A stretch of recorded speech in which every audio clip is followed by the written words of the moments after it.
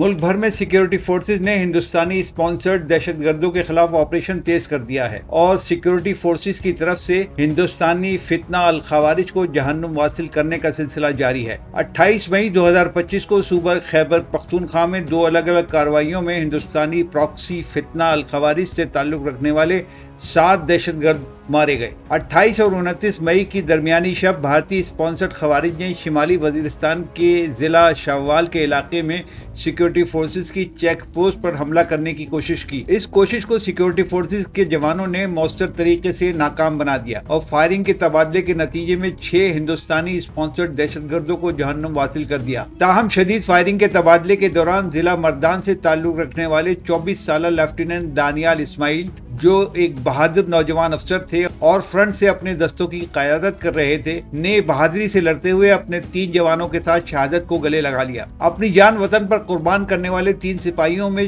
42 سالہ نائب صوبیدار کاشف رضا، 35 سالہ لانس نائک فیاقت علی اور 26 سالہ سپاہی محمد حمید شامل ہیں۔ ضلع چترال میں ہونے والے ایک اور مقابلے میں سیکیورٹی فورسز نے کامیابی سے ایک ہندوستانی اسپانسرڈ خارجی کو ہلاک کر دیا۔ علاقے میں پائے جانے والے کسی بھی بھارتی اسپانسرڈ خارجی کو ختم کرنے کے لیے آپریشن کلین اپ کی کارروائیاں جاری ہیں، کیونکہ پاکستان کی سیکیورٹی فورسز ملک میں بھارتی اسپانسرڈ دہشت گردی کی لعنت کو ختم کرنے کے لیے پرعزم ہیں اور بہادر جوانوں کی ایسی قربانیاں سیکیورٹی فورسز کے عزم کو مزید مضبوط کرتی ہیں۔